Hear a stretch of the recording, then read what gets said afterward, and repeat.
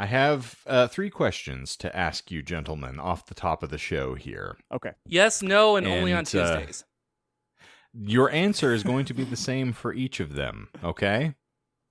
It is going to be addicted. Okay. Okay. All right? So, if you were to observe Sam Camacho have a couple beers over the course of an evening, what would you say she is? Addicted. And if you were to watch, per se, John here listen to an entire string of Richard Edwards albums over the course of an evening, noting nuance throughout each of them, what would you say he is? Addicted. Pretentious. I mean, addicted. And Michael, what did that to your face? Addicted. It's really funny There that you you go. bring up a joke from 2000 and 2001 because that's where we're gonna go. I wanted to hit, we need to time travel appropriately, and it's good for us to get back into that mental state here. I'm already 80% there, as you can see. I was very, very pleased to see your attire today, which, for the Yes, listeners, yes. is a Slipknot beanie. Sent to me from their official merch store from the individual who was running their merch at the time. Hi, Sarah. Very sorry. Sorry, Sarah. Sorry, God. Sarah. It's okay. Marilyn Manson did a lot worse to her than I did, guaranteed. Oof. You're not lying, dude. That guy's a fucking monster. We've said it already. Yes. Noted. Yes. And he's missing ribs. Allegedly. Much like Shane's rib shack before him. What? There's no sauce on that joke. I'm sorry. No, there's not. We're working our way into it. It's Also, a dry rub. we're missing. It's the only place I can get chipped beef without a toothy blowjob. I'm really glad that the moment the estrogen is out of the building, we go back to the lowbrow. I mean, obviously, we need to be supervised. I need an Before, adult. before any intro, I just want to say that tonight, or today, is for a couple things, and that we're going to learn how to make our own beef jerky now that she's gone. We're going to shit with the doors open, Hell yeah. and we're going to talk a lot about pussy. No puss. Okay. No pussy. That is true. This podcast this evening has no pussy. Unless Michael counts. Well, anyway, Oh. thanks for tuning into the No Pussy Podcast. And by the way, hashtag cancel me daddy. In full effect. I couldn't. Well, God damn it. for those of you who are getting no pussy, hi, come slingers, and welcome to another fist straining podcast. Fisting? That comes later. Fish stink, you're right. Fish do stink. Indeed. Much like felching. It's not all you thought it was going to be at the onset. Oh. But welcome to the Disinformed podcast. I'm Shane. I'm John. And I'm Michael. I'm Courtney. Wait, What was that, Courtney? Sorry, God? What? Who? Huh? Huh? Who? What? Exactly. Where am I? Courtney, I hope you're having a lovely time wherever you are. I know that you officially quit the show last week, so I wish you the best in your future endeavors. It was a wonderful send-off. It was. I did something to surprise you and her, and I listened to the episode, and Bullshit. it was exactly how I remembered it. Less than 6 days from recording it, so I'm glad that I. It's strange how that works out when you're lucid, right? I know.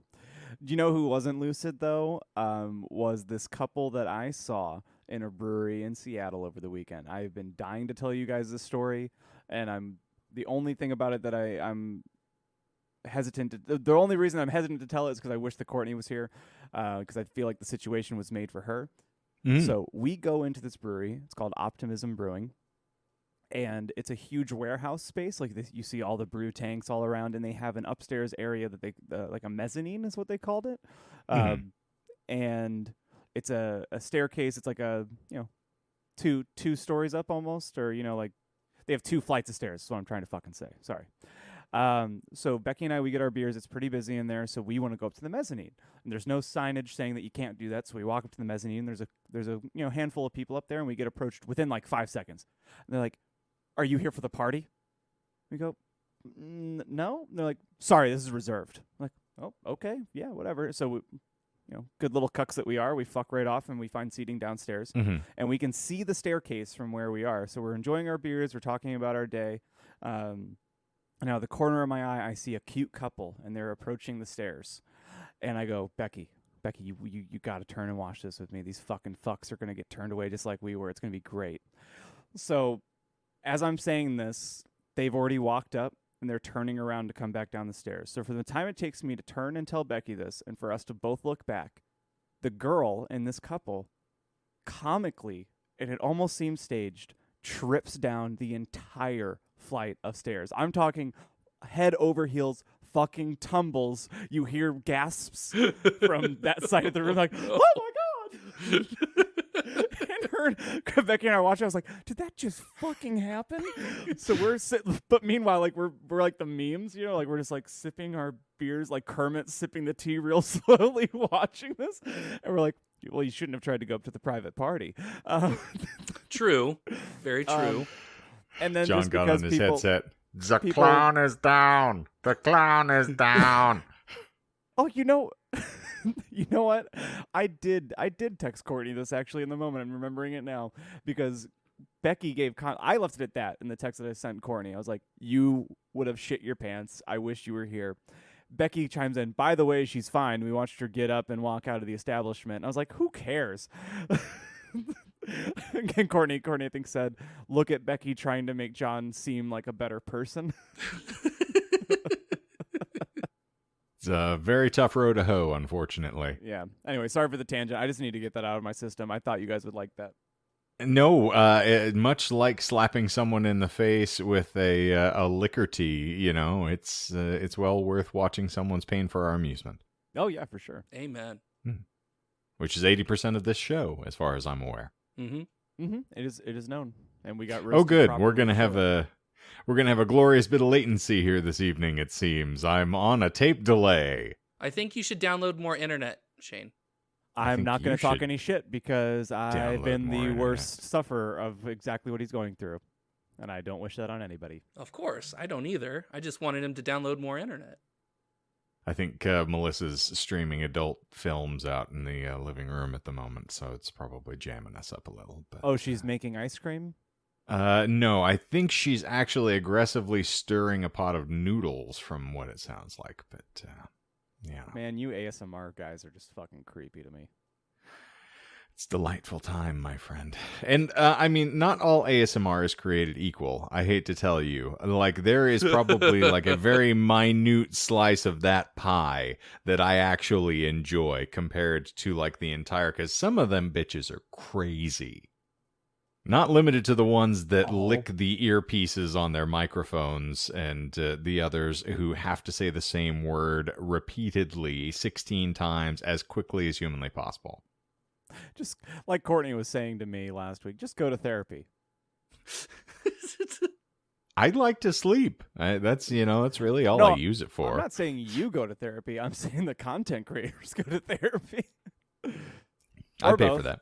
Yeah. I'll donate to your Patreon if you go get help. What a twist. What tier is that? It will end in tears, certainly, but It's called being a blood scout. An eternal scout. oh no, not a blood pack scout again. Beware of throat spiders. Throat spiders. Or wheat and wheat byproducts. Well, for those of you who are blissfully uninitiated with the show and wheat byproducts, what we typically do here on the regular is we delve into random esoteric topics, and in the course of explaining them, we lie about them. It is a delightful time for all, and in particular, this evening is going to be more acutely entertaining because John is going to talk to us about something which I'm fairly certain has never been truthful in the entirety of their career. We're going to discuss an album that does not exist. For sure. Also, I don't know if we're doing these anymore, but let's just get it out of the way. We're talking about a pretty hard metal band here, and there's going to be blood, there's going to be semen, there's going to be lots of things that trigger you if all you do is watch Disney. So This is the most detailed trigger warning I've ever heard. You could just say, Melissa, you can turn the episode off now. I mean, good Lord. I naturally assume that the moment I start talking, Melissa turns it off. Oh, it's a John. I mean, you're not wrong. Click. Click. Exactly. But yeah, so what I wanted to talk about today, mainly because Courtney did succeed in one part of her, reverse psychology, is I want to catch up and surpass the freeform episodes with me episodes. Yay! You can't do that by the end of the year, I'm afraid. No, I can't. But I mean, I can change. Wait, I are can we already change in starting the the new year. lies? No, but thank you for reminding me. Hold on, let me do a quick count. 1, 2. Bullshit. I forgot to do this. I'm a fuck. How many number lies are Michael, pause this real. Yeah, Michael, pause this real quick. Okay, I won't cut this. I will just pause this. Yeah, I've noticed you don't cut things. I like raw, unedited footage. Give me the raw stuff. Raw dog me. Give it to you raw and wriggling. Mm-hmm. And how? Sacre bleu. I do love that French Michael is everyone's favorite Michael now at this point. It is. So if you're having if you have a frog in your throat, French Michael. I think I got it out. Or don't French Michael. No, don't. Please don't. Send him some panties. No one else should. Do it. You won't. I mean, according to last week's After Dark, you most certainly would French Michael. Without any alcohol in your system either. If he looked that fucking good all the time. Which is never the case. Okay, I'm back. Google me, Chuck. Okay. So, I have 4 lies. And what I wanted to talk to you guys about, and Courtney in the ether somewhere, is about Slipknot's second album, Iowa. No, I'm still going. Nope. And the reason... Darkness the reason falls this topic and the night's begun. The river of light flows as bright as the sun. Under the wailing moon, there's danger to be found. Well, I deserve that for being unprepared. So we're going to talk about Slipknot. We're talking mainly about Iowa. The reason this got brought back onto my radar is because late one night I was on in a YouTube hole and I stumbled upon a video of Corey Taylor from Slipknot at Crescent Ballroom, and he had an interesting question asked of him, and I'm going to start right now with a quote from that video. And he goes, "I don't remember a lot from recording Iowa because of the booze and shit. I was drinking 3 fucking bottles of Jack Daniels a day when I was making that album," to which the audience cheers. And he goes, No. That's not good. Trust me, when you're waking up with a bottle and you need a bottle to go to bed, that's an issue. It's a huge, huge issue. You're covering some shit that you don't want to admit. And once I stopped doing that, it got a lot better. So that clip, again, was taken from Corey Taylor when he performed here in Phoenix on November 15th, 2011 at our beloved Crescent Ballroom. The question he was responding to was how and why his scream changed from album to album. And the answer, as you can guess, was circled around his choice to not drink after his early career was done. Well, are we calling bullshit on 3 bottles a day? Is that are we getting the number lies out of the way right up front? I wouldn't do that to superfan Michael. I'm more scared of him being mad than you guys being mad. That's okay. fair. Well, that's reasonable. Well, and then I do have to kind of admit here that just because we have our own personal connections and because we know this genre and we know this band, it's easier for us to assume that everyone does. So for those not acquainted with Corey Taylor, he's most famously known for being the frontman of a small metal band called Slipknot. Man, I thought he was in the Butthole Surfers. That is later. For those not initiated, Slipknot is a 9-piece band formed in 1995 in Cedar Rapids, Iowa. Much like when I talked about Limp Bizkit, it's important to note that their style of music at their inception was not even close to being considered mainstream. However, it would be unfair to lump them into the same category as Limp, which they are nu metal. Slipknot leans way heavier into the actual genre of metal and arguably helped the extreme genre gain more attention. And if you pair that with the air of mystery that they had in their early days, paired with the early adoption of masks and costumes on stage, etc., they really just ushered in a new subgenre of metal that new. No no umlaut to be included in the new for the new. Aw. I think we talked about this on the Limp Bizkit episode, though. Like, was their aesthetic established pre-Limp Bizkit, or did that, I forget the actual foundation of Slipknot. When did they really start releasing material? I will be getting to that momentarily. Okay, because I feel like that was one of the major selling points of the band, was the fact that they had this very shocking and audacious sort of, visual that they presented for their aesthetic. Yeah, and feel free to, because I right before Michael got in the session, I had forgotten that Shane does have an intimate knowledge of this band. So feel free. I kind of have it like a Michael structure right now, where there's things I want to touch on, but if there are things that you, Shane, want to add, feel free, please. But as is usually the case, Slipknot the band itself formed and met after mingling in the Des Moines scene in the early 90s. The original members being Sean Crahan, who's known as the Clown. If you know the band The Clown, that's Sean. And Paul Gray, rest in peace, on bass. Their collective influences varied, but were deeply rooted in death, funk, and thrash metal. And the band got their name from a working title of a demo that Paul and Sean were working on. Another option that didn't get used was Painface and also Splinter Faction. Splinter Faction. That's a Tom Clancy game, isn't it? Yeah. Tom Clancy's Splinter Faction. No, isn't it? Is it Splinter Faction? It's Splinter Cell. Splinter, there we go. In 95, they self-financed the recording of their debut demo titled Mate Feed, Torture, Kill, Repeat, and they estimated it to cost about $40,000 all said and done. And they released that on Halloween of 1996. At this time, go ahead, Michael. Really, Halloween? They were really Halloween. Huh. Yeah, sweet.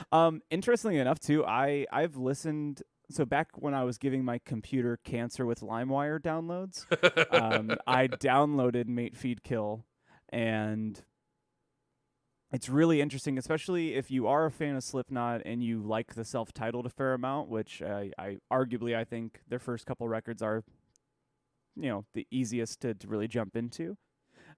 Mate Feed has a lot of early working versions of what would end up to go on the self-titled. Like the opening track on the self-titled is on the demo as well, but Corey Taylor is not the vocalist at this time, and it's very interesting, in my opinion, to go back and listen to what they would have been without him and how integral he ends up being into the band. I mean, certainly for their mainstream exposure, it seems like they've been significantly impacted by having him added, particularly for him making more melodic stuff. Exactly. You're nailing it on the fucking head as usual. And also I had I'm remiss if I don't mention the preceding band Gwar before them. Certainly as, folks that leaned into the gimmick very intensely. So yes, I can see why Slipknot would release the album on Halloween, but... Right. And really, we do have to point to Kiss if you're going to talk about folks that were going aesthetic as the gimmick. That is probably the progenitor of the movement. Yeah, and Shane, you would, not because you're like forever years old, but you would have more of a grasp on mostly because I'm forever years old. Right. How Kiss shaped things as well, like being full face makeup in the entire nine, but... From your knowledge, were people really freaked out by Kiss's appearance, or were they just absolutely. Okay. There is the theatricality there, and certainly you have other things like Black Sabbath certainly played on this, and subsequently like Ozzy Osbourne, Alice Cooper, but Kiss, I think, caused that same sort of fervor that Mike has talked about, and like the satanic panic of like Kiss. In most Christian circles, they assumed it stood for Knights in Satan's Service. Oh yeah, I Hell remember So that. yes, people were terrified of Kiss. I mean, Gene Simmons calls his character the Demon, for hell's sakes. So I mean, yeah, there were folks that were absolutely terrified of Kiss, which is hilarious when you listen to their music, Right. and how saccharine and silly it seems to us comparatively when you're talking about blood, booze, semen, and other bodily fluids. Particularly like Gwar is the one, like they've got bloody guns of fake semen that they fire out into the crowd during shows. So comparatively, you can get a lot worse than Kiss. Yeah. And with Gore, I don't know if it was a similar thing. It was a similar thing. I think I read this, and I don't have a source for this opinion. But I believe at some point I read about Slipknot when they were being interviewed about why the masks. Mhm. It was because they wanted to be bigger than their own personal identities, one, and that's obvious. But also, and unfortunately, time has held this to be evident. If they're all masked, if a member leaves or passes on, then they can just fill that role with another number. Since they all have patches on their jumpsuits, 1 through 9, depending on their role. And I wonder if that was it's a similar thing with Gwar, right? Because they had a member pass away recently, and I think they may have replaced him. I don't know about that, to be Anyway, completely candid. But yes, but similar. we're talking tangentially here. But Yes, so when that's part of the fun of this. yes, thankfully, because I was telling Shane before you got on here, Michael, that it's like one of those topics where I feel like there's some things on it that are a little heavier than I thought they would be. So this entire time I'm writing it, I'm like, I'm not going to go talking to the group chat and give them a heads up, because then Courtney wins. Well, in honor of that, Nice, Shane Weiser. round 2. So, circling back to where we were. So they released their debut demo. Corey Taylor's not the vocalist at this time, and the band is not at their full 9 members yet. But the core elements of their sound are present, namely, they have additional percussion outside of their drummer. They have samples that are inside of the actual recordings themselves, even though they don't have like a DJ at the time. They have, I described it as really slammy guitar riffs. And guttural vocals. I think that's like the signature of their sound, in my opinion. Slammy, groovy guitar riffs, DJ like samples and scratches, which that's what some people misgenre as being new metal, is having that, and then very extreme vocal.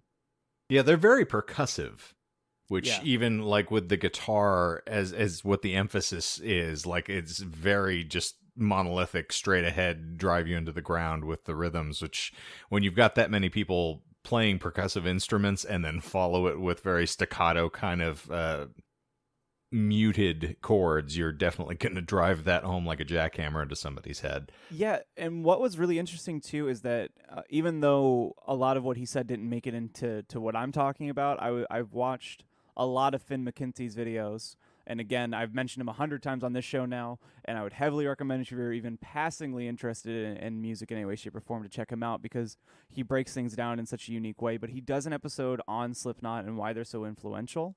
And something that he brings up, and he does bring the comparison between Limp Bizkit and Slipknot, and how Slipknot is not new metal and how Limp Bizkit is. He talks about how often now in modern metal from them onwards, how people rip off Slipknot because of their riff structure. And you can listen to any metalcore song really within the past 20 years, and you're going to hear very, very specific instances of Slipknot being a major influence in that, whether you know it or not. Mm-hmm.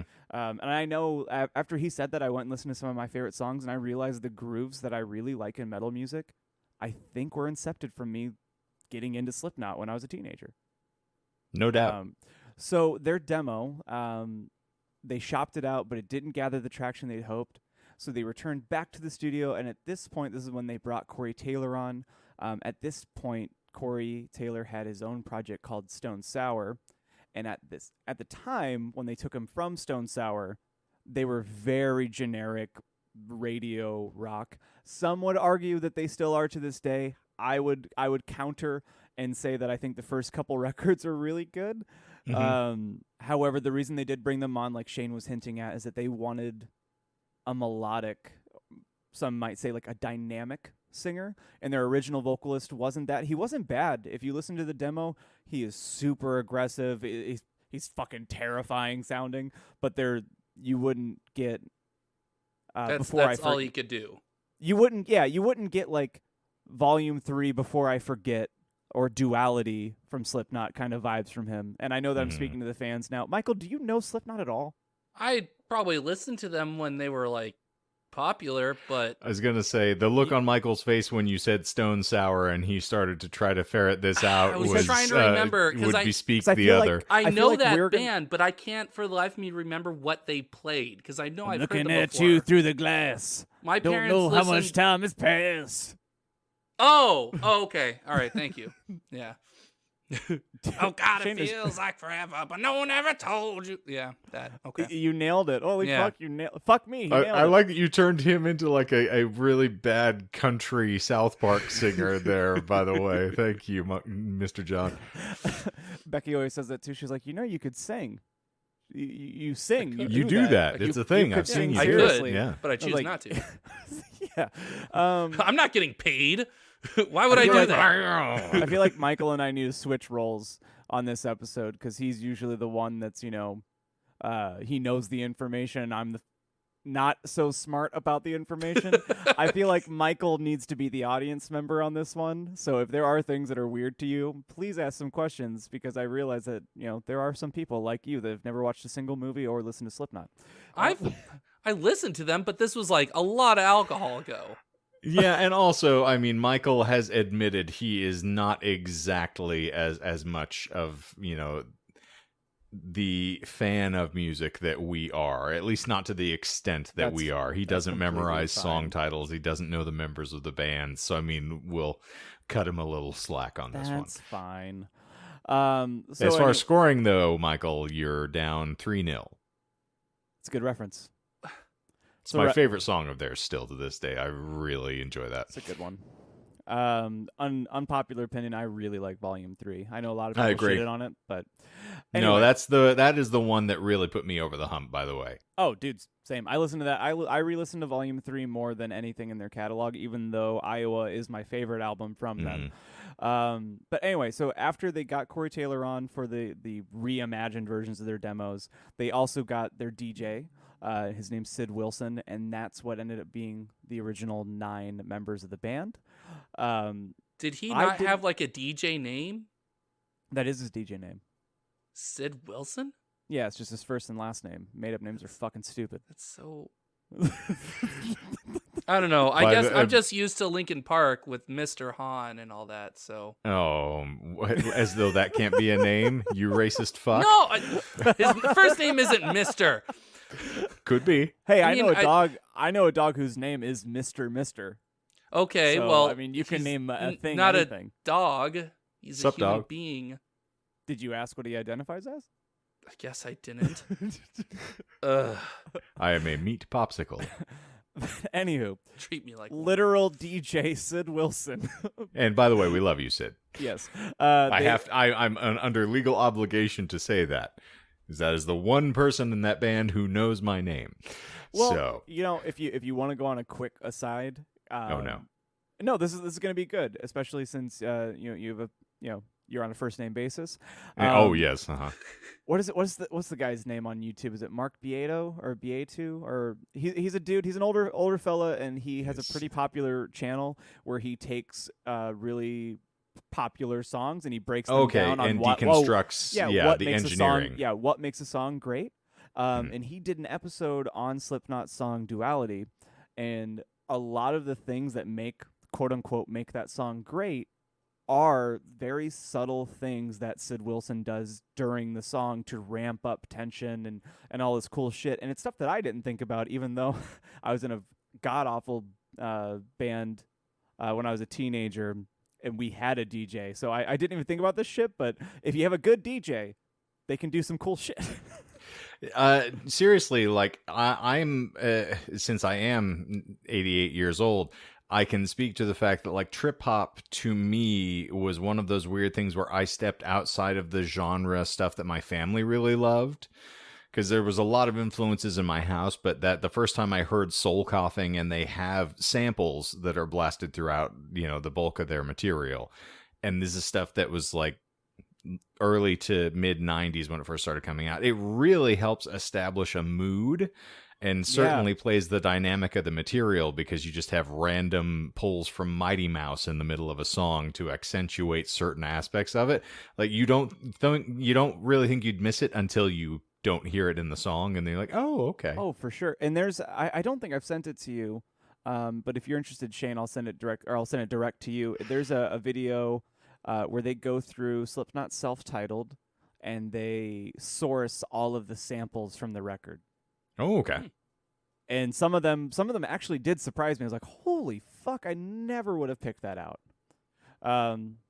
You'll forgive me for Chuck. My cat is screaming at me through the door. she's over here like, meow. She's very upset that I am speaking loudly and not acknowledging her. Too.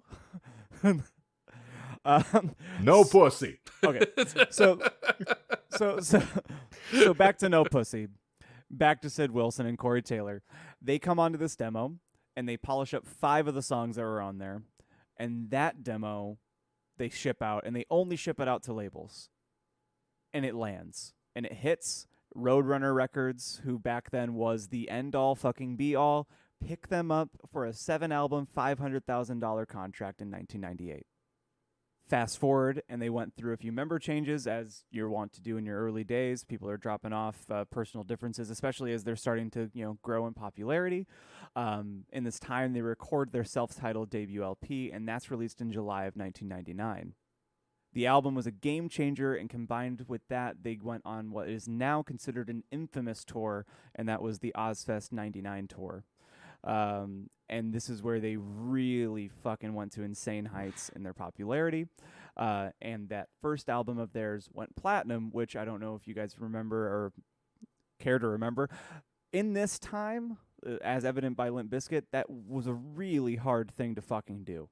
That's a lot of records to sell for a genre that wasn't represented very well. However, how we're going to defer from Limp Bizkit's episode is we're not going to go into the full history of Slipknot from here. We're going to slow down, and we're going to, like I was saying, just go into their follow-up, Iowa. Recorded in Sound City, the album was released August 28th, 2001. It's been critically acclaimed as one of the only mainstream music albums to feature blast beat percussion, and was said to heighten its popularity after release. The title track, Iowa, is also known for being the band's longest continuous song released, clocking in at just over 15 minutes in length. And the lyrical style follows what Corey Taylor was doing on the first Slipknot record.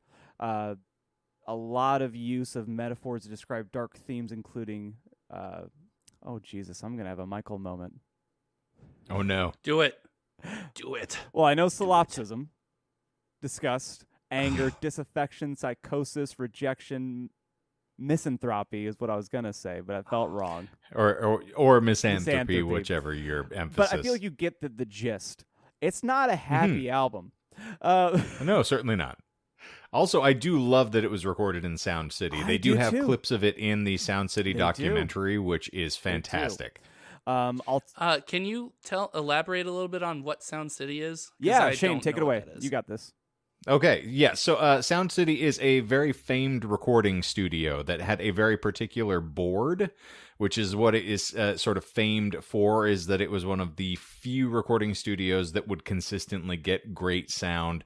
There's a lot of really phenomenal artists that recorded there: Fleetwood Mac, Tom Petty and the Heartbreakers, on to later bands like Rage Against the Machine and Slipknot. So like the Foo Fighters, technically Nirvana was the one that got tracked through there, but Dave Grohl purchased that board and made a documentary about the deinstallation of the board and moving it into his own personal recording studio. And then he tracked an album with a bunch of sort of famed alumni from recording in the studio. Really cool documentary if you want to check it out. It's absolutely phenomenal. And there's an accompanying soundtrack. The soundtrack's great. And then also I'm glad that you got to the documentary, because I recently learned, if I'm not mistaken, if you want to watch it, it is on YouTube for free. and not in like not in a shitty like someone ripped it and then threw it up and it hasn't been flagged, but like I think it's authentically available to watch for free on YouTube. Authentic. Yeah, YouTube has been doing that a lot, like putting a lot of like documentaries or movies or something like that, and it'll be free with ads. But yet I had to pay fucking like almost $10 goddamn to watch Thanksgiving 3. So how is that? I think that's an idiot tax. Yeah, that's a you know what you did tax. Yes, I think so. Tax. So thank you. That was beautiful. I figured that between the two of us, Shane, that I wouldn't need to include many quotes of lyrics inside of this album. You might. And I have them. I don't even need to look them up. I could just tell you some of my favorites coming up. However, I did find on their wiki a little alternative press quote of their, like a quote of their review. It's like having a plastic bag taped over your head for an hour while Satan uses your scrotum as a speed bag. It's over the top. You're going to be left in stitches. And that, my friends, is not... I have to call bullshit on Satan using a scrotum as a speed bag. It's far too apt. That, my friends, is not bullshit. That is what is quoted. And... Did you actually tell us? I'm sorry. Forgive me if I didn't catch it. I was probably too died into what I was doing. Did you tell us how many lies there are? I did tell you how many lies, but that was after I was unprepared and I didn't know right off the gate. And then hopefully there was a cut. There will be a cut. There will be a cut. Thanks. There's 4 lies. But okay, thank you. I'm sorry. Forgive me. I got too carried away. Anyway, so before we dive further in, this album holds a really special place in my heart, and that's why I wanted to talk about it, because I have very flashbulb distinct memories of being in high school. I was a freshman, still using a Discman, and I think I had an anti-skip as well, which was a really nice thing to have. You got to have the anti-skip. Yeah, because I shoved it in my baggy jeans, and I'm walking around. I can't have the fucking disc skipping all the fucking time. Exactly. And you also, cut holes into your favorite hoodies so that you could, without scrutiny, listen to material. So it's pretend necessary. that I was just resting my head on my hand. But much like your relationships. All the time. There's metaphors everywhere. So I remember I was standing in line to get into our drama class, and I was standing next to one of my best friends at the time, and he was really into metal, and he got me into a lot of stuff. Sadly, he turned out to be a piece of shit later in life, but I mean, what do you do? Well, yeah. If you're listening to this, I have no problem. I won't say your name. Anyway, I will. Shelby.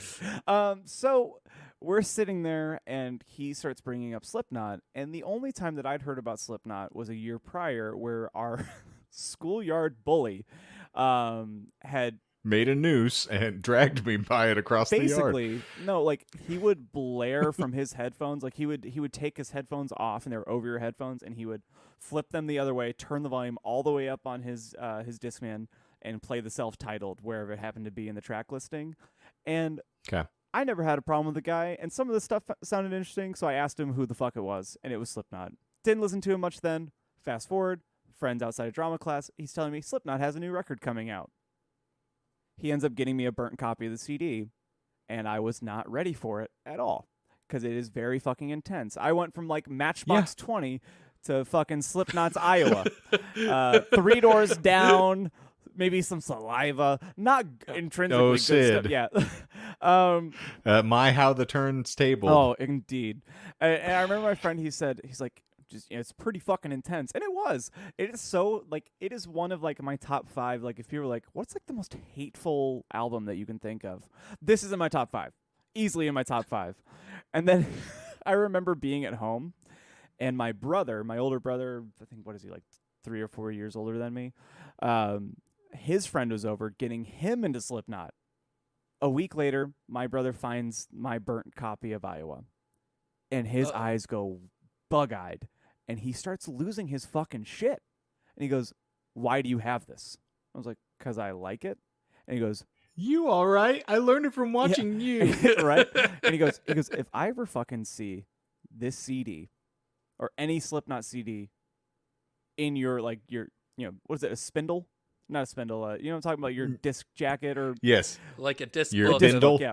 He's like, if I ever fucking find a Slipknot album and it's yours, I'm gonna tell mom and dad. And that was the moment that I knew that my Whoa. brother was a fucking bitch ass narc. So he might Do it. You he won't. might as well have You ballless bastard. he might as well have painted me a roadmap to heroin. You know what I mean? Like the moment you Yeah, tell me not pretty to much. fucking do something, I'm gonna go fucking do that thing. So yeah, I became obsessed. And now you pair all of this, and I didn't see this performance, but there was you could hear a little bit of it, like the rumor mills around my friend group that they saw this infamous performance on Conan on August 10th, 2001, and this is where the Heretic Anthem, which is a song from Slipknot, really got caught into the mainstream because they show up in their full regalia and they look fucking terrifying. And the hook of the Heretic Anthem is, if you're 5'5", then I'm 6'6". And also before they went on, well, 5'5". Shane, do you know the thing about 5'5"? I can't say that I do, but also I want to mention, since you had told everyone that they were full regalia, by the way, in case you don't know, they can't see shit out of those things. Fucking shit out of those things. Also, Well, fuck you. Also, Conan introducing them was priceless because very Conan-esque, solemn-faced. He goes, "May God help us all. Look at what we've done." And then they start, and then you hear there's a countdown at the beginning of the song, and if you guys are down to watch it as an After Dark, we can. Oh, Okay. totally. Especially Yeah. since Michael has not heard this song. It'd be really funny to see him react to how crazy it is. Now, I will mention here, because I think this is important for John to know, because I don't think we've ever discussed this. I really liked the first record, and of course, Volume 3, like I said, is the one that brought me back in. I did not like Iowa. To this day, if I have anything, there are only 4 songs on that album that are on my iPod. So I didn't keep much of it. So specifically, there are, we're not going to have as many crossover points, because I remember listening through and, melody is difficult to find in that record. And we'll get a little farther into that. Yeah, so you are going to be able to whisk a lot by me here, because in the course of this, I have not listened to this with any real attentiveness for quite some time. Nice. Also, I just realized right at this very second, that I fucked up my first lie, so I'm going to give it to you guys, because I thought that Shane was going to get it, and I realized, because I wrote him down here. I meant to say that they came from Cedar Rapids, not from Des Moines. Because Oh, well, look at you. Anyway, there's 3 lies now. Fuck myself. Also, you act like either of us have any fucking clue where any, cities in Iowa. The reason that I said Cedar I've Rapids been to is 'cause Boise, but that's in Idaho, and that's the closest thing I've been to Iowa. Cedar Rapids is where my sister was born, so that's why I put that in there instead of Des Moines. But oh, how unfortunate! Indeed, idiots on walking about, I think is what they say. But even with what was regarded as a pretty commercially successful album, the band seems, when they look back, to really, much like Shane, dislike this album. It's weird as well to me, because this is a pivotal point in their career, and a lot of people, when you're reading reviews on the album, are impressed with how they came to this point on recording Iowa. The genre-defining drummer, Joey Jorgensen, again, rest in peace, unfortunately, there are members now that are no longer with us, had this to say on a retrospective for the album done by Revolver Magazine. That's one of my sources from today. "We discovered that doing a Slipknot record is fucking prison. You're trapped until it's done. You're fucked. I'm in a band with the best musicians in the fucking world, and I'm so blessed, but at the same time, when we get together, even though we have so much love for each other, we fucking just want to kill each other." And that's where some things got out of control. When we did Iowa, it was a very dark time for the band. Some of our strongest and most meaningful songs are on that record, but we were all on drugs and drunk, and it fucking sucked. It's a time I don't like to talk about much, because I don't like to condone any drug use whatsoever. Now, some of you may laugh at the quote about the songs being meaningful, with the opening track title and hook being literally "people equal shit." But what we have to really look at is the time frame when this album came out, much like when we were talking about Limp Bizkit. So this is America in the early aughts, and heavier music was just starting to bloom into the mainstream, and Slipknot had rode on that wave with their debut. And I think it's really interesting to read this Revolver interview, which will be in the show notes, of course, just to see, just from like a musician standpoint, you know, from being in bands for most of my life, how different members are interviewed, like their different responses and like their different contexts going into the question. Shane? No, I think like very similarly.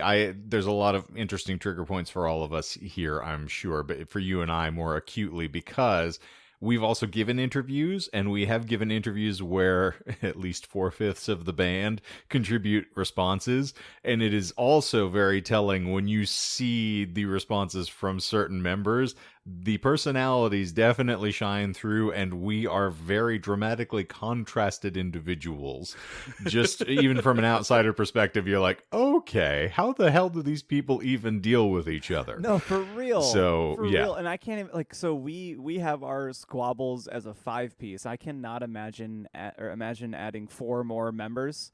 So Clown, or the member known as Clown, this is a quote. The artist formerly known. Still known, fortunately.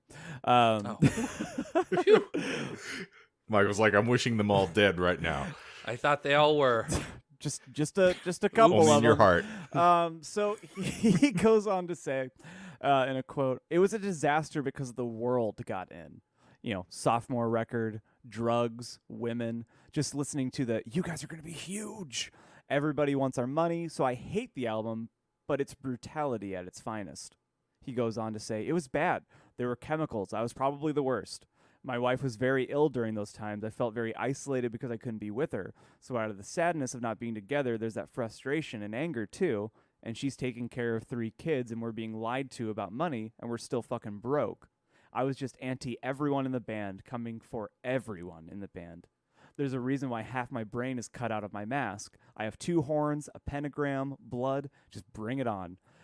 Hey, Mom, you want to call me a Satanist? Cool. I'm going to go do all this not because I'm a Satanist, but because I'm pissed off at you for judging me. So guess what? I'm going to punish you for the next how many years your kid is a fan of ours." Right? Yeah. That was pretty angry, but I can appreciate it. It's same. Fucking same, though. Yeah. For those who have been ostracized or felt like they were never really quite included in the group, like it is very easy to adopt that outsider mentality with your fingers. It's kind of weird that people and hundreds of thousands of people connected with that message and the music that they made based on those feelings. Yeah, go figure. And I think it's tried and true as well when you look at the entertainment industry, how fame gives you access to amplify the best and worst parts of yourself. And Mick Thompson, their guitarist, has I'm pulling a lot of quotes from this Revolver mag just because, you know, made the episode easy, and also you get to see who these people are. Yeah. So in regards to that, he goes, "No one knows who they are until they're in a different situation. People think, oh, I'm really grounded. I'm faithful. I would never cheat on my girlfriend or my wife. Oh, really? Have you ever had extremely hot pussy dangling in front of your face every fucking night willing to give it up? No? But at some point when that's offered to you, how do you respond? Everything's changing." Not hungry things.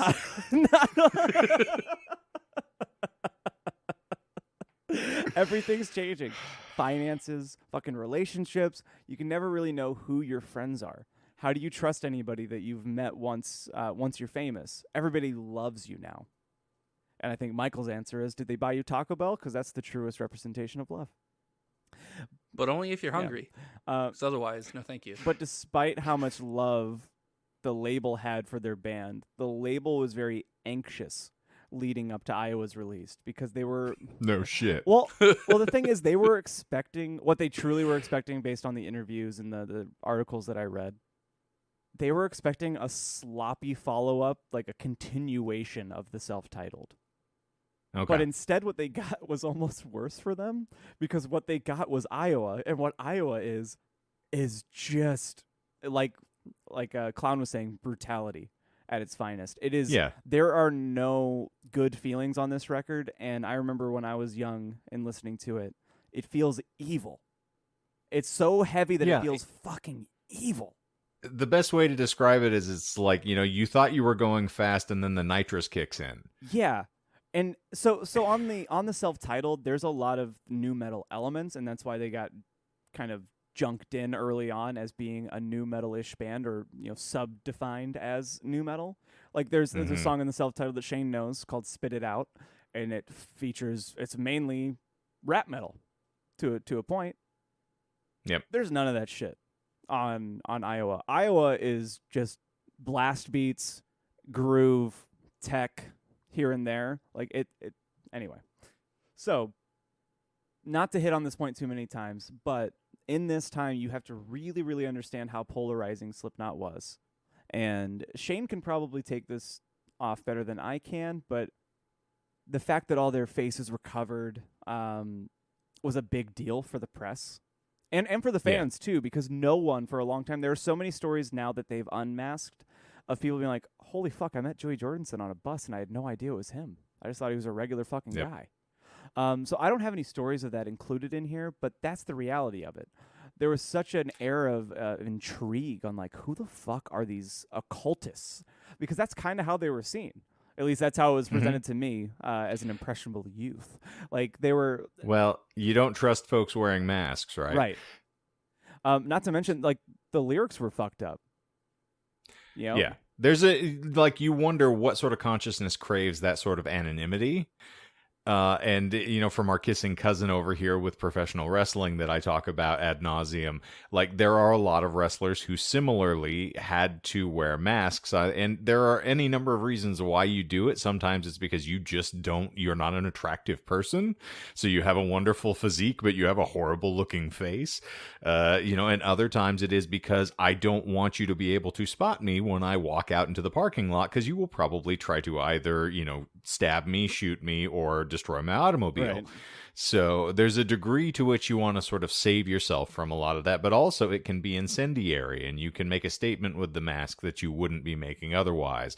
So it kind of helps to fortify the music or enhance certain aspects. Like there's a lot of really interesting things about their aesthetic that really kind of became the focal point of the band more than the music when they first came out. Yeah. Did you hear, Shane, any crazy rumors about Slipknot when you were going? Kind of like the Marilyn Manson rumor, of him, getting rid of his ribs so he could suck his own dick. Like, well, that wasn't a rumor. That's true. Like, what's the craziest? Like off the cuff. Like, what's a crazy rumor that you heard about Slipknot? Completely unsubstantiated, or insubstantiated, depending upon your perspective. Non-substantiated. Even better.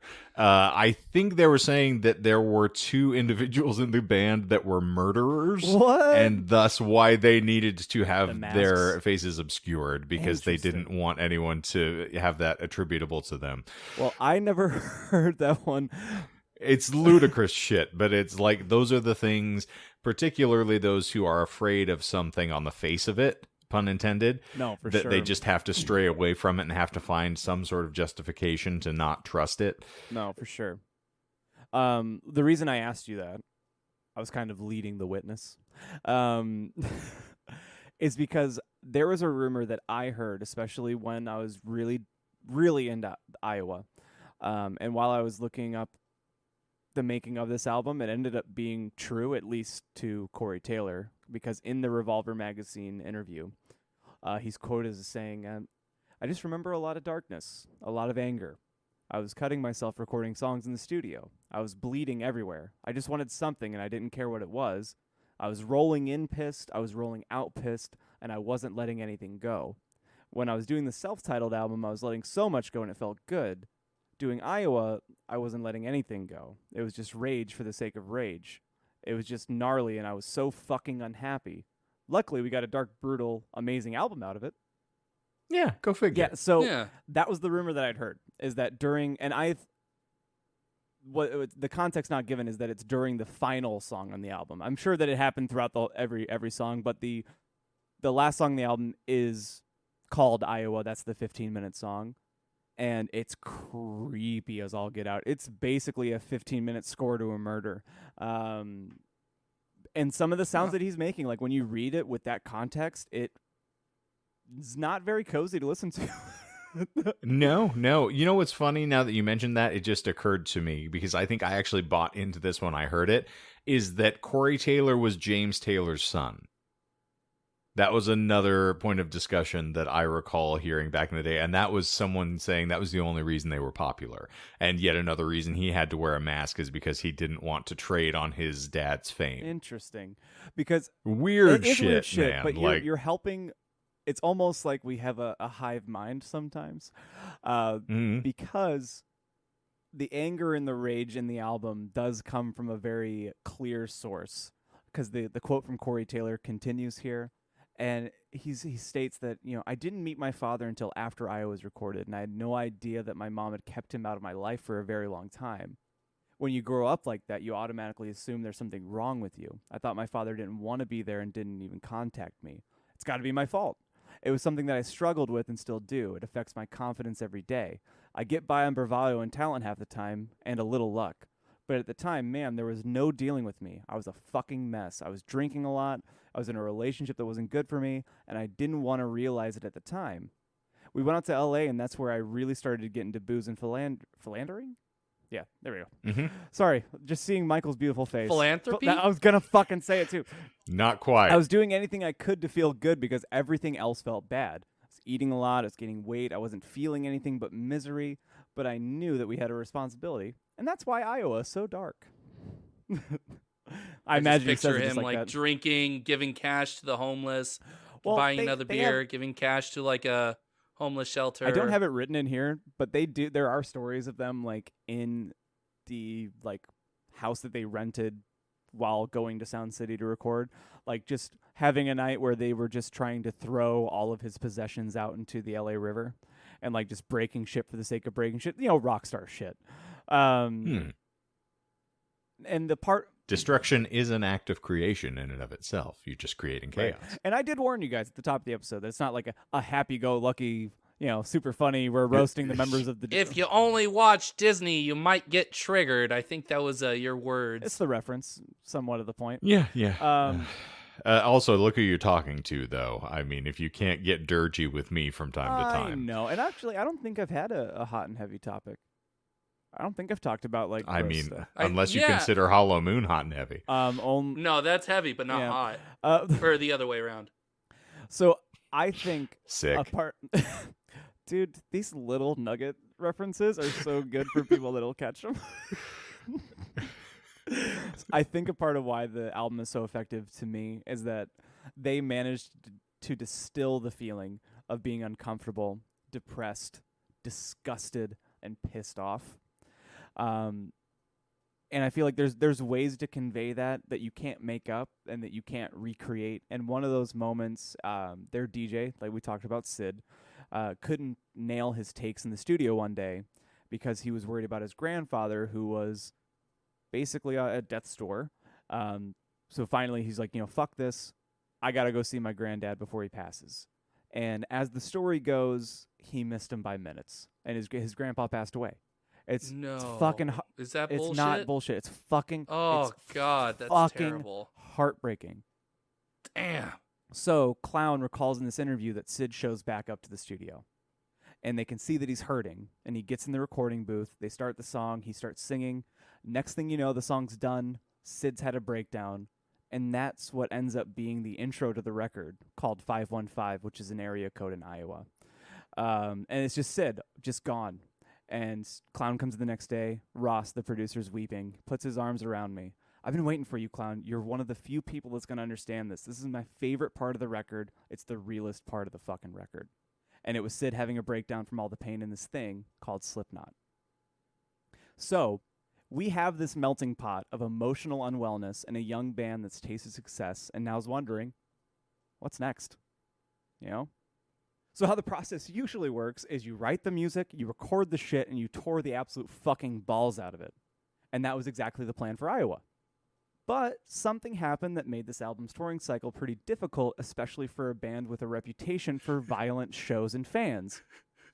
For context on this, just look at this year when Slipknot rolled through Phoenix, and they had to stop the concert early because the fans in the lawn area of the amphitheater literally started, like, like a 20-foot fucking fire. It was crazy. I wasn't there, but I don't know how we didn't all talk about it just from like a current events standpoint, because it was fucking nuts. Back to the point though. So, if you remember, the album was released at the end of August 2001. That's why I started laughing. It's I was funny. like, oh, it's no. funny that you fucking start laughing, because I have written down, not that I'm trying to do like a Michael write my own jokes inside of the script thing. Oh, please do. Please do. Let's go verbatim here. Oh, Hold no. on, I need to get into character. And then I said, A few short weeks later, the towers fell, and we all know Michael had something to do with it. Oh, I forgot about that part too. oh. But on a serious note, it fucking tanked their tours. And no one could argue. Like it made sense when you kind of look at it in retrospective. And Corey Taylor in the interview was saying, we had to pass on a lot of tours because of fear. It wasn't a good time for the country, but it wasn't a good time for us either. We got banned at a lot of radio stations and MTV wouldn't touch us. So here we are with our finest work to date, and nobody would give us the time of day. We were working our asses off and we weren't getting paid shit. We were killing ourselves and going, where's the fucking money? Where's the fucking money? And nobody could give It's down there somewhere. Let me take another. and nobody could give us a fucking answer. Nobody could tell us what the fuck was going on. We were all burned out and we were looking for a little sunshine. The sunshine from the first album was totally gone, and it was a total eclipse for a very fucking long time. Did someone steal their sunshine? Was it their heart that was eclipsed? Yes. Fuck off. So we're nearing the end of the road here, but you add all of these ingredients, and I think that it paints a picture, albeit a blurry one, on why the band doesn't look back on this time period with any fondness. In all their arguing, they seem to all agree on one point, and that is that Iowa was the darkest chapter in their band's history. Can we take a moment and I know that I only prefaced this for Michael earlier in the episode, but it occurs to me Sound City had to be haunted. Oh, it's fucking definitely haunted. Because on top of the Fleetwood Mac Rumors experience there, which again they talk about as just a group of people completely falling apart and totally under duress, you start to think of the number of things that happened there, like Rage's first record. There's a wealth of really negative emotions that got carried into there. Granted, got converted into really catchy, listenable material, but at the same time, you're like, holy shit, that place has seen a lot of damage. Oh, for sure. What color is the room? Mauve. Yeah, maybe watch the go. documentary That's and find why. out. No. No. I can't even lie and say that I would try, because it's, on that note, though, I was watching a Paul Davids video the other day, and in his studio for YouTube, for those of you who don't know who Paul Davids is, my apologies, but Asher is going to laugh at this. He's a famous sort of guitar player at this point now. But he does instruction and he breaks down songs and things. But his studio is painted half red. Interesting. And I know for a fact Asher watches his channel, and I'm like, that must fuck that boy up something absolutely fierce. I know. Probably just blocks half of that. He just covers closes half his of his eyes screen. and just listens. Right. Ah. Yeah, I mean it's a I real can't thing see it. It too. I can't mean, see I me. know the lights in my room are fucking ridiculous, but I got them because they make me happy, and that's enough for me. But I can tell you that with the late nights that I've had in here, when I turn off all the lights and just leave the dumb little TikTok lights on, that it does really impact your mood. You know, the red lights would fuck me up. It's either I'm getting fucked or I'm about to be fucked. That's what red lights mean. What kind of trauma did you have with that? Have you ever been to Catholic He had school? sex in an abattoir one time. Oh, God. Oh, fuck. You see that scene where they introduce Pennywise in the meat factory in It Chapter 1, or just jangling on the hook? That was John coming. It is always me coming. Speaking of coming, though, you all should come to the link that I'm going to leave in the show notes as well. It's the last thing that I have for you guys. It's a YouTube link for a rip of a concert film called Disaster Pieces. From Slipknot. Yes. So if anyone listening, or Michael, if you, for some godforsaken reason, want to see how intense they were during this time period, it's from 2002. Follows the Iowa tour when they hit London. I watched most of it on my plane ride back, and authentically, super fucking good performances, and you can see how it looked when a band was at their true prime. Although one would argue they're still kicking really fucking hard. Oh yeah, this will not be getting into fights with Machine Gun Kelly. Yeah, I mean, fuck that little. Oh shit! You mean the guy who got who started beef with another genre and got killed so bad he had to move to a different genre, and then he's now getting killed for starting shit with another band in that genre? Yeah, the man's so nice they killed him twice. But yeah, also there's a. Oof. I think what put Slipknot back in my head, outside of Shane and I's yearly ritual of dipping our toes back into old water, of like old bands that we loved, is that It does remember. It does. There's a BBC live stream where Slipknot plays like a. Sorry, we hit Pornhub for a second there. I was thinking the same thing. Boom, ba-ba-ticka-doom, ba-doom, doom. Cue Asher's rendition real quick. It's Slipknot playing in like a 200 to probably 200 to 500 person venue. So a small venue when they've only been doing stadiums for the last 20 years. And to see them have so much control on no matter what size of the stage they're on, the amount of control and power that they have when they're playing live is incredible to me. Just fascinating in my opinion. So, but anyway, that's stage presence is important. That's especially if you're playing live. Live. But anyway, Live Moss. That's Live Moss. Live Moss. That's all I got for you guys on Iowa. All right. Contrary to what you thought going in, very engaging and quite entertaining. So I personally appreciated it. I don't know what Michael would say. No, even if I don't understand a lot of what's going on, because that's usually the case for me, I still like seeing like people talk about where things come from. I always love not necessarily origin stories. This dick. This dick. Gesturing at, hey mom, I guess my mic. Where do babies come from? She just points to your dad. That big fat cock. That big honker. Addicted. But no, I enjoy listening to see like where things come from, even if I don't know like what it is you're talking about. It's still cool to see like what thoughts led to this, where were they at, and why are you interested in it? Why do you care? It's cool seeing these things. I agree, and I appreciate that. Yeah. Do you guys have any stabs on potential lies here, or did I read the too whole fast? thing was bullshit. There's no second album of Iowa. They only had their self-titled, and that's it. Yep, you got it. You fucking nailed it. You're a king. You're a fucking king. Yeah. Yes, this whole episode was about Mudvayne. Oh, shit. I'm trying to remember what songs I know from them. Well, 5150 remembers. It's isn't it? Nope. No, it's 31.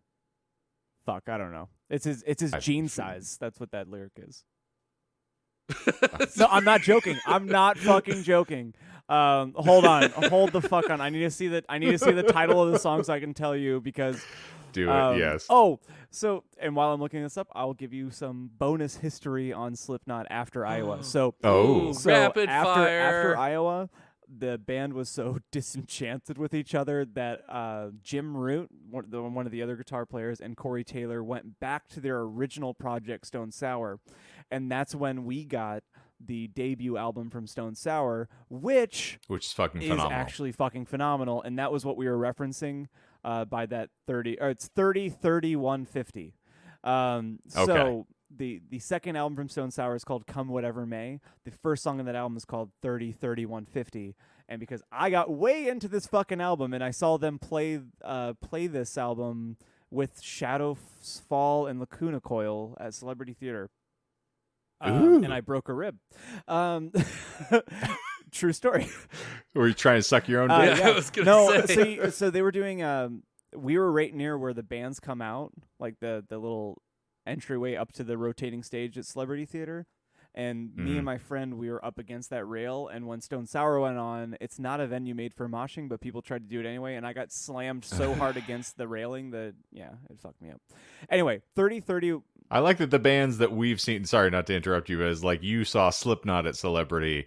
I've seen like Big Wreck, Thornley. No, not Big Wreck. I saw Thornley and Lindsey Buckingham. Interesting. Not on the same bill, but you know, those are my pulls. So in reading an article, and this was years ago, so I couldn't tell you where it's from. The reason it's 30, 30, 150 is because 30, 30 were the size that he wore, like his jeans, and 150 was how much he weighed, and it was like a song about him being fucking like bullied or some shit. So, well, God bless him. Also, strangely enough, Thornley was opening for Breaking Benjamin for that show. So if you want to talk about like how honky new metal that was, oh yeah, that was a big one. Wait, Breaking Benjamin is considered new metal? Yes. Yes. Huh. They're, if not new metal, definitely butt rock. They were right on the, that's what I was they thinking. transitioned from one to the other. Okay, that's probably why, okay. I probably heard them after they went mainstream and all So that. Cold is very much like new metal. Okay. Yeah. Okay.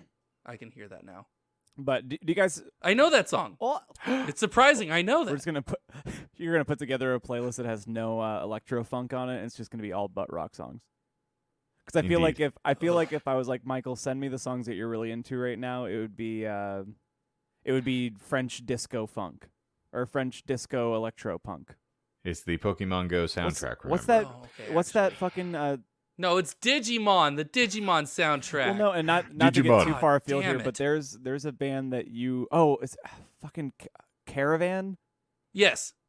Caravan go ahead Palace. and make all that music real good for your Digimon. It's French electronic. It is disco. French, you're right. Yeah. Anyway, I don't know why I remember that about you. Because I'm fucking weird. You are if weird. it's not RJD2, I don't fucking care. Oh, have you guys ever seen Mad Men? What about L2 LSD2? Do you guys well, speaking of Mad Men, back to Slipknot. Stabs. Corey Taylor. He got stabbed, right? Okay, well, I fucked up my first lie, so it's supposed to be a brilliant lie where I got one over you and said they came from Cedar Rapids, and all the Slipknot fans would be fucking really mad for a second. The second lie that I had for you guys was that I told you that on their demo is where they got their name from, which is true. But I told you the optional names that got voted out were Painface and Splinter Faction. Painface was true, but Splinter Faction, that's complete bullshit. Which is funny because you were so close. I like that name, though. It does sound like a name from that time, in my opinion, though. Exactly. And again, Tom Clancy thought it was catchy as fuck. Mm-hmm. What were there any other choice alternatives, or was it just? It was either Slipknot or Painface, and I'm really glad they went with Slipknot because Painface is fucking dumb. Yeah, that sounds very cringy. This one, the next lie, I'm not surprised you guys missed, but a little bit considering Shane's wearing the Slipknot beanie.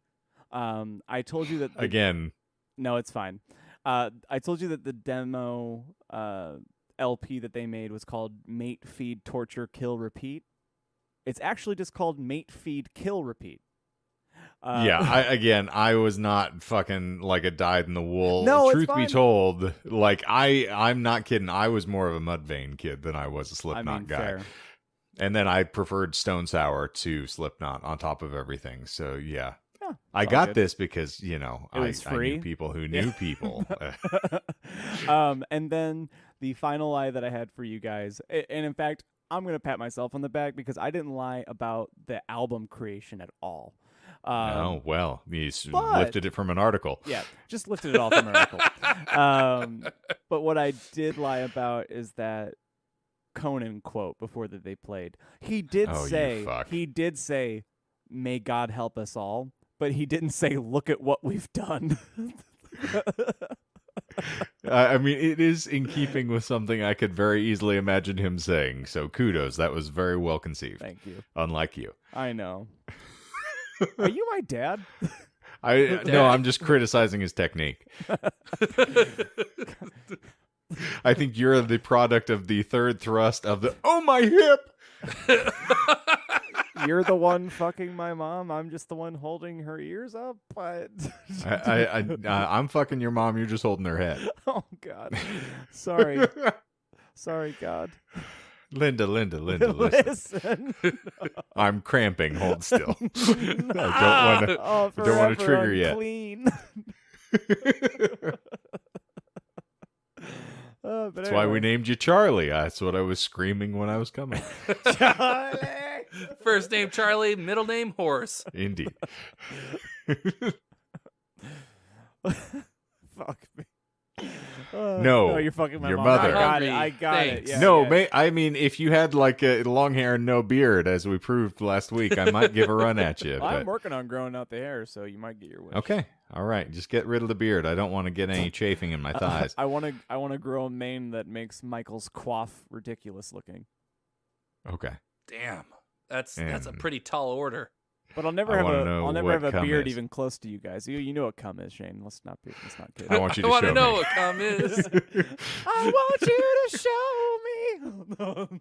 And maybe you'll blow me off. I want to feel your warm jizz. Oh, there we go.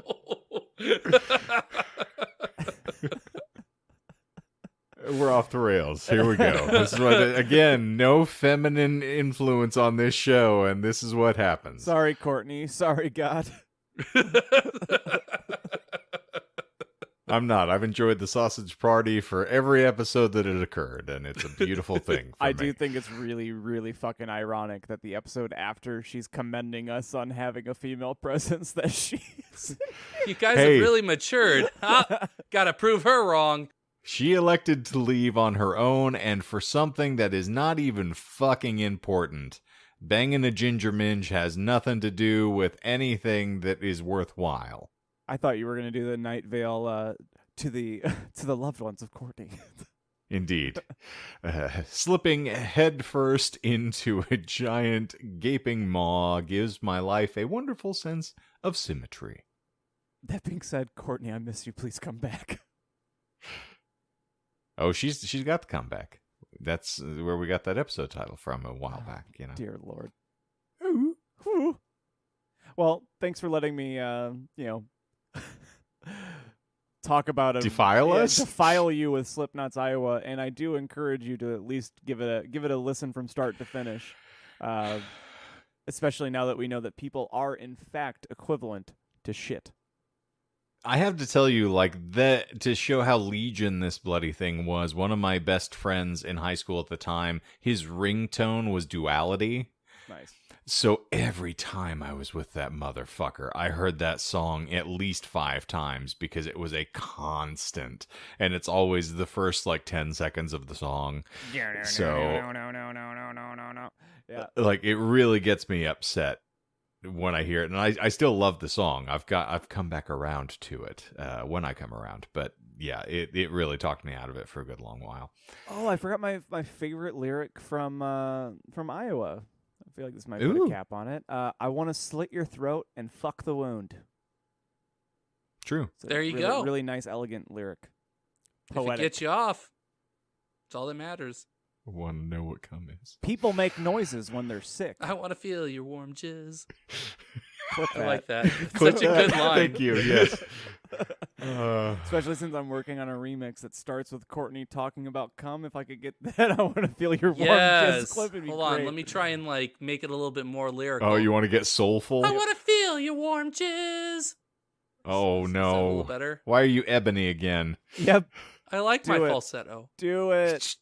Do the bar. So to speak to something though, strangely enough, of me doing this, even into when I was 6 or 7, there was a horrible sort of hair metal-ish ballad from back in the day, and I don't remember the band. So for the listeners out there, you can find this. I'm sure Dr. Michael knows.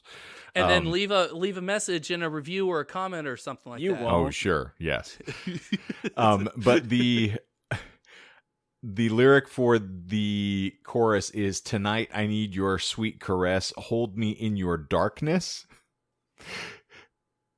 And Is that a Treyu? at one point we're walking through Kmart, and that song is playing on the Muzak, and I turn to my mom and I sing out, "Hold me in your haunches." Also, just because we can't let Michael get away with it, we can't let you get away with it. Did you say Muzak? The Muzak. Muzak, yeah. Muzak?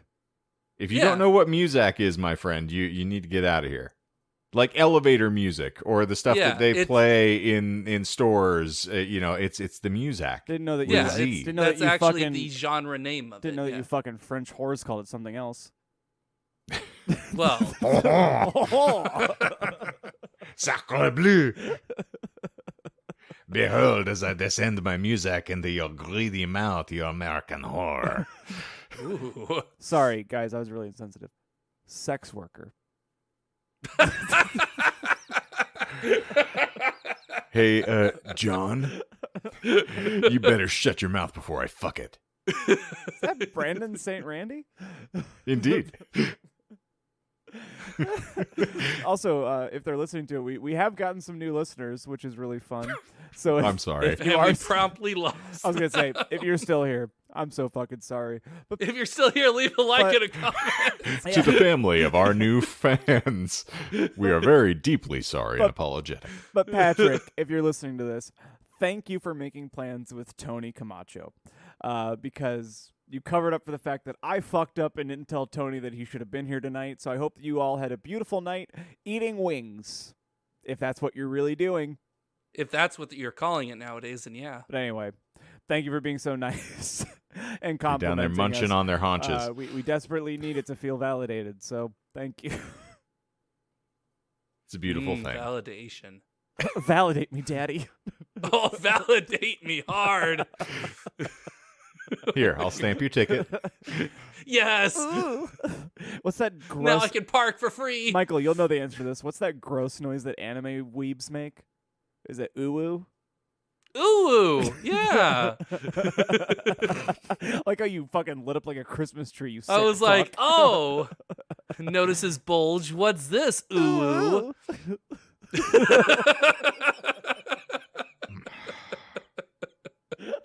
It's supposed to be a cat face.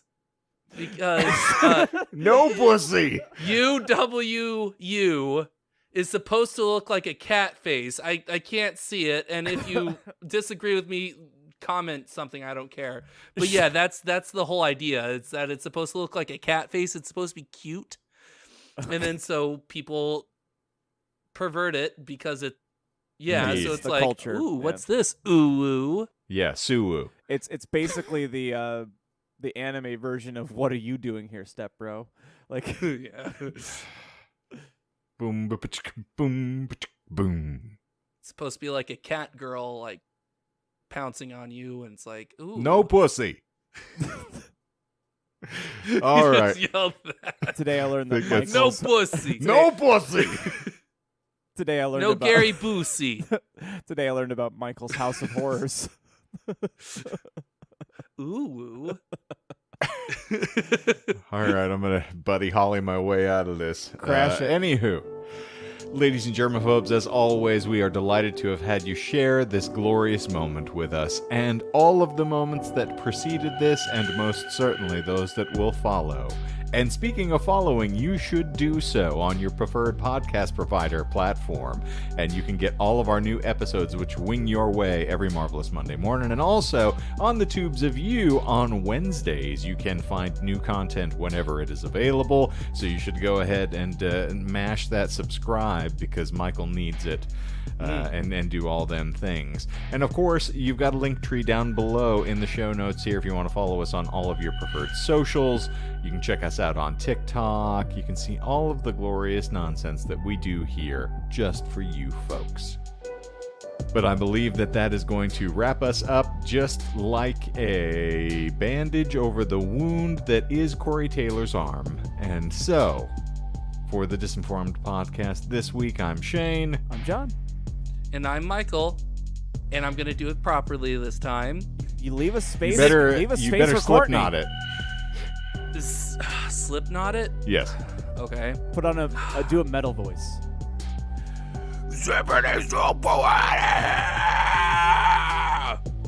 Okay. Damn, son.